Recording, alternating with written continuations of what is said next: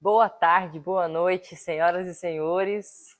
Vamos falar de Campeonato Brasileiro hoje, pessoal. Campeonato Brasileiro de Ciclismo de Estrada, masculino e feminino, Elite Sub-23.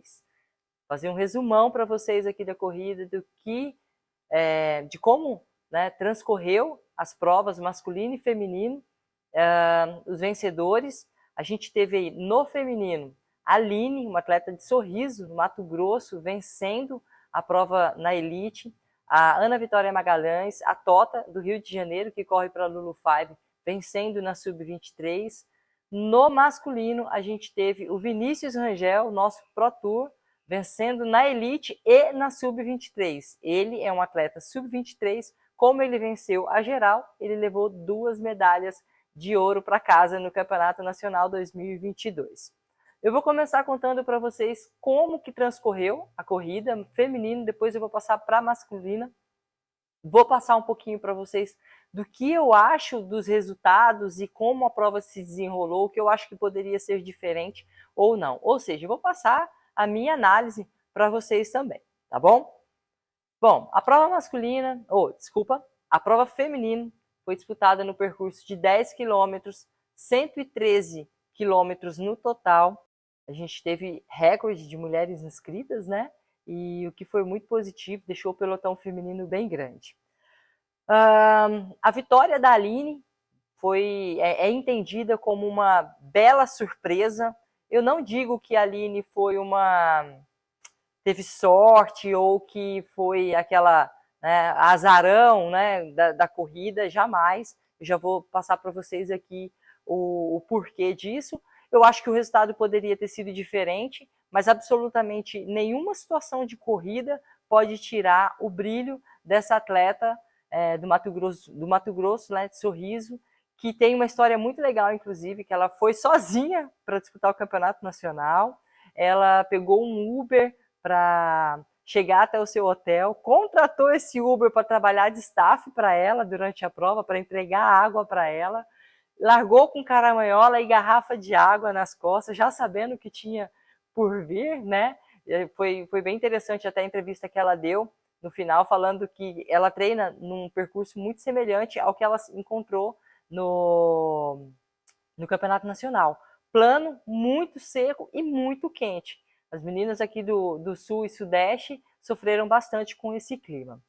Mas falando da prova em si, a prova feminina, ela começou bastante controlada, uma marcação bastante acirrada entre as meninas, mesmo tendo um pelotão bastante cheio, fica uma marcação, né, equipes, e a gente falando de um campeonato nacional, que é uma camisa que a atleta vai correr com ela durante 12 meses, então é algo bastante disputado.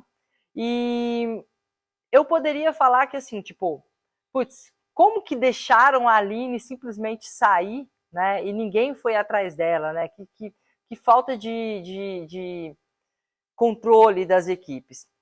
Eu acho que um ponto muito importante a ser entendido é que, assim, eu assisti alguns momentos da prova, alguns vídeos da prova, e eu vi a vencedora muito ativa no pelotão, mesmo ela correndo sozinha. Ela tentou fuga, ela sobrou, ela buscou, ela teve problema mecânico, ela buscou de novo, ela contra-atacou. Então, assim, ela sempre esteve muito ativa. O momento que ela saiu, faltava um pouquinho mais de uma volta, né, para acabar. E olha só, é aquele momento que o pelotão para e está pensando assim, vai para a chegada, não tem mais o que fazer. E aí as equipes começam já a se organizar para ir para a chegada. Ela meio que pegou essas equipes numa fase de organização, pegou aquela famosa politicagem do pelotão, onde eu vou, não vou, se eu for você vai dar na minha cabeça, e saiu do pelotão sozinha. Foi abrindo, abrindo, abrindo, e as equipes demoraram para reagir, para buscar a fuga dela. Como eu falei, ela estava muito bem, ela estava forte naquele dia. E aí as meninas deixaram abrir um espaço muito grande. A Wélia, que foi a vice-campeã, chegou 3 segundos atrás da Aline, né? A terceira colocada foi a atleta Thalita, de Campo Mourão, no Paraná, e também chegou a 2 segundos, ou seja, chegaram sprintando, mas não foi o suficiente para pegar a menina que estava numa fuga. O cálculo foi errado, né? Se a gente, quem acompanha as provas de ciclismo profissional sabe que às vezes sai uma fuga, calcula, mede ali e a fuga pega, o pelotão pega a fuga bem em cima da linha. Esse cálculo foi errado, se foi isso que as equipes tentaram fazer, mas fato que não foi isso que aconteceu, tá? Elas realmente ficaram numa politicagem entre elas, uma marcação entre equipes e individual que fez com que a Aline abrisse essa fuga solitária, faltando 1,5 volta para acabar a corrida. Extremamente errado da parte das equipes, porque não se deixa abrir uma fuga faltando 1,5 volta, uma volta para acabar uma corrida. Ali é aquele momento que você não pode dar mais nenhum metro de espaço da roda das suas principais adversárias, né? Só que eu agora vou fazer uma análise mais aprofundada da situação atual do nosso ciclismo para que vocês entendam algumas coisas. É a minha opinião, outras pessoas deram a opinião delas nas redes sociais. É até um pouco complexo essa questão de rede social para mim, porque tem muita gente que quer só chamar atenção em rede social e fala o que quer, e você às vezes vestir a capa do Batman ou da Mulher Maravilha e se achar o pica ou a pica da galáxia, né? É muito simples. Eu tô de fora do pelotão nesse momento. Veja que é nesse momento, hein? Quem sabe eu volto. Então, eu tenho uma outra visão da situação atual do nosso ciclismo que eu gostaria de passar para vocês. A gente, no Brasil hoje, nós temos 4 equipes femininas. Apenas 4 equipes mesmo, femininas. A Beck Rio Claro, 3 equipes. Funvic Pindamonhangaba, 3 equipes. Santos Cycling Team, 3 equipes não, gente, 3 atletas. Lulu 5, 4 ou 5 atletas. O que acontece? Numa prova de 114 quilômetros, esse número reduzido de atletas faz com que a marcação fique ainda mais justa. Por quê? As equipes têm poucas meninas para trabalhar. Então o ritmo também cai. Cara, você larga com 3 meninas numa prova de 115, vamos arredondar para 115 quilômetros. Se eu colocar uma menina para trabalhar, ela vai trabalhar top, a fundo, atacando, buscando, contra-atacando. 60 quilômetros o motor vai estourar. Aí vai sobrar 2. Eu coloco mais uma, aí conforme vai passando a prova, vai ganhando mais intensidade ainda. Ou seja, a chance de eu chegar no final da prova sem um atleta para disputar o título é muito grande, porque a minha equipe está reduzida. E aí vocês podem falar assim, mas por que não contrata, então, outras meninas também para trabalhar, para fazer parte dessas equipes? Também tem a parte financeira, também tem a parte de predisposição dessas meninas, né? Existe uma situação hoje em dia que a rede social hoje em dia está meio que acabando com o nosso esporte em alguns sentidos. Isso é um assunto muito aprofundado, muito profundo mesmo, sabe? Mas que é mais fácil, às vezes, a menina tá feliz porque tá ganhando patrocinadores e visibilidade, curtidas e compartilhamento, do que ela tá feliz porque ela tá numa grande equipe. Então, às vezes, ela não quer nem... Né, aí tem aquela supervalorização do sorriso branco e o peito de fora, e as atletas profissionais já não ganham tão bem, então às vezes você tá com a cara toda manchada, não chama tanta atenção quanto uma menina bonita para um patrocinador, e aí é melhor você estar mais bonitinha, se cuidando ali, só aparecendo para foto, do que você realmente levar o ciclismo profissional a fundo.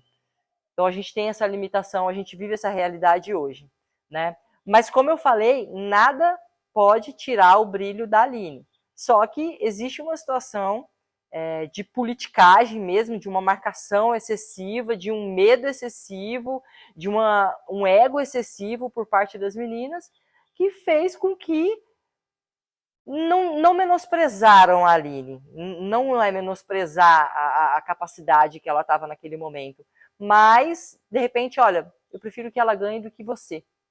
Deu para entender a política? É mais ou menos isso. E assim se desenrolou o resultado da elite. Vamos falar do masculino? Do masculino também tem treta. Cheio de treta nesse campeonato nacional, né? Primeiro ponto, assim, ó, campeão, Vinícius Rangel, nosso atleta profissional, corre na Movistar, uma equipe espanhola, corre a equipe em si corre todas as principais provas que existem no mundo. O Vinícius Rangel é o queridinho da Movistar, ele traz muita visibilidade para a Movistar aqui no Brasil, né? Tanto que você pega os posts da Movistar, tem assim, centenas quando aparece o Vinícius e tem algumas dezenas de comentários quando o Vinícius não aparece. Então, com toda certeza, a Movistar com relação ao Vinícius tem um carinho muito especial com relação a isso. Para nós brasileiros, ter o Vinícius como um campeão nacional, e eu acho até que o Vinícius Rangel era um que tinha torcida neutra de todo mundo, né, porque cada um tem a sua torcida. Eu, particularmente, estava torcendo muito para o Magno, ou para o Lauro Xamã, para o Bozó, para o Alan, né, para o Baiano, são atletas que eu conheço, que eu já convivi, que eu já treinei junto, que eu já estive na mesma equipe, né, então que eu tenho assim, um carinho muito grande por eles. O Didi, né, esses daí era a minha torcida pessoal. Mas eu também torcia pelo Vinícius, porque o Vinícius vai levar a camisa de campeão brasileiro, vai colocar a camisa, né, de campeão brasileiro no pelotão profissional e vai ser bem legal de acompanhar. Eu assisto muito as provas profissionais, então você ficar assistindo ali, cadê o Vinícius, sabe? Você vai ficar procurando a camisa. Isso aconteceu quando o Murilo Fischer foi campeão brasileiro e corria com a camisa de campeão brasileiro lá fora, na Liquigás, e depois na equipe da FDJ. Então vai ser bem bacana. Parabéns, Vinícius, né? Parabéns a Aline, campeã brasileira também. Vamos entender como é que se desenrolou a prova masculina agora. Primeiro saiu uma fuga de mais ou menos uns 10 atletas, saiu Indinho, Rafa Braga, enfim, saiu um fogão lá. Essa fuga rodou, prova masculina 180 quilômetros, tá? Foi de 180 quilômetros. Essa fuga rodou até 60 quilômetros de prova. Aí o pelotão lá atrás fez uma aceleração e buscou essa fuga inicial.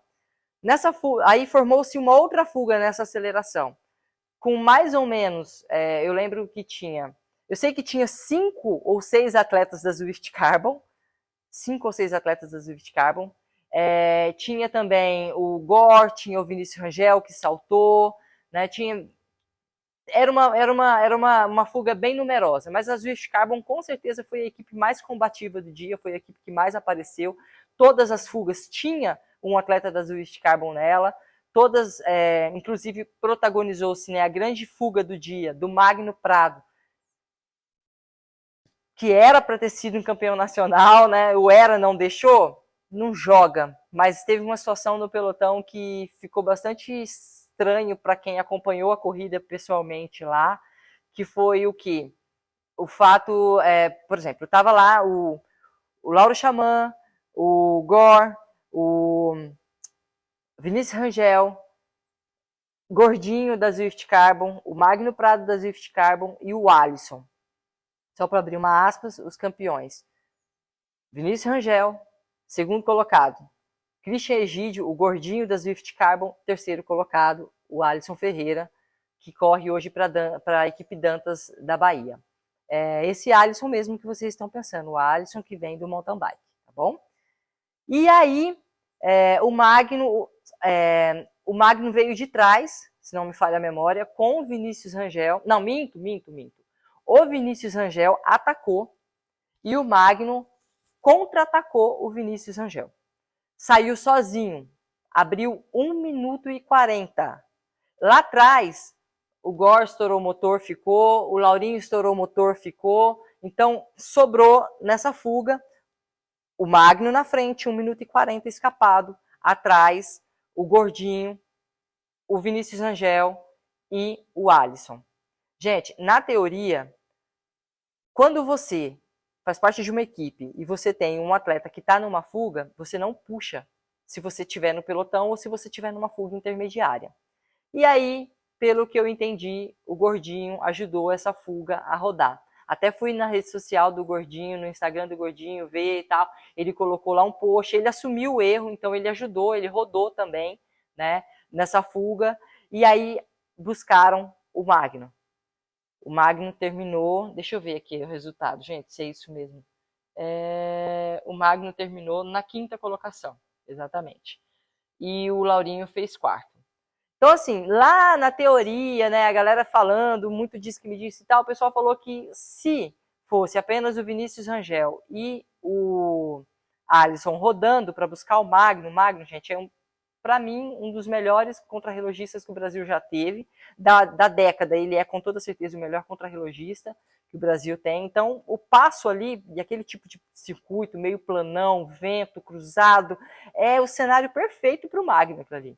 Então, o pessoal falou que se não tivesse 3 rodando na fuga, se fosse só 2, não teria pego o Magno. Mas, num contexto geral, pegou-se o Magno, Vinícius Rangel atacou e ganhou a corrida. Ele chegou sozinho, levantou o braço e por aí se vai.